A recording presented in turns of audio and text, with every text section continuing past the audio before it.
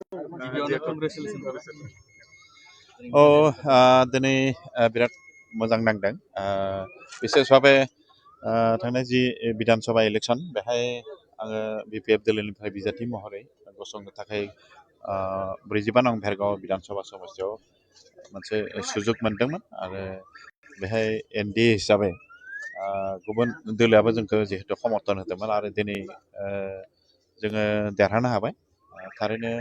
मोजां এটা मोनसे परिबेक जों नुबाय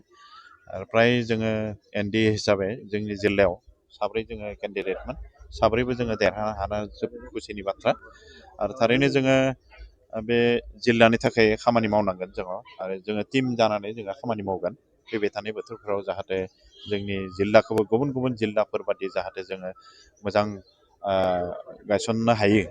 बे बिथिङाव जोङो गुरुत्व होगोन जायखिजाया आं नोंथांमोननि जुगिदि आंनि समस्ति बाखि रायजोखौ आङो गोबां साबायखर होयो बिथांमोना हसायैनो मोनसे वेब सृष्टि जादोंमोन समस्तियाव रायजो राजाया गोबां सहाय खालामनो थाखाय ओंखारबोनायखौ नुदोंमोन आरो हसायैनो दिनै प्रमान जाबाय जे बे गोबां भट मोननानै देरहा होनाया समस्ति बाखि रायजोनि थाखाय जथेस्थ माने सुजुगखौ मोननो हादों आरो बेनि थाखायनो आङो समस्तिनि गासै रायजो राजाखौबो आङो गोबां साबायखर होयो आरो बेनि अनगायैबो जोंनि दोलोनि बिबानगिरि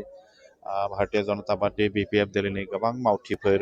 बिथांमोननि सुप्रिम सेक्रिफाइसनि जुनै जोङो रायजोनि खाथियाव साफिदोंमोन आरो रायजोआ जोंनि दोलोनि सायाव आस्था लाखिनानै दिनै जोंखौ देरहा होनायाव बिथांमोना जथेस्थखिनि भान्डारि जगायबाय आरो बेखायनो आङो जोंनि दोलोनि गासैबो बिबानगिरि गासैबो मावथि बिथांमोनखौबो आङो गोबां साबायखर होयो आरो फैबाय थानाय बोथोरफोराव जोङो जहैनो बिथांमोननि गासैनिबो रायजो राजानि परामर्श लानानै समस्तिनि मोजांनि थाखाय खामानि मावलांनो हागोन आं बेखौ मिजिं खालामदों आरो निस्सय देहा परामर्शनि गेजेरजों आङो खामानि मावलांगोन सिनियरफोर दं बिथांमोनखौबो लाफानानै बिथांमोननि परामर्श मथे आं खामानि मावलांनो हागोन होननानै आंहा फोथायनाय दङ आरो बेनि अनगायैबो जिहेतु जोङो सरकार मोननैबो सरकाराव जोङो थानो हानाय पजिसनखौ जों मोननो हाबाय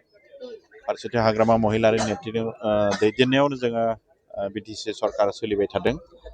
आरो फारसेथिं असम सरकारावबो जोङो डक्टर हेमन्त बिश्व शर्मानि नेतृत्व जिहेतु सरकार जासिगोन आरो बे सरकाराव जोङो बिपिएफ दोलाबो अंखिदार जाहैसिगोन बे हिसाबै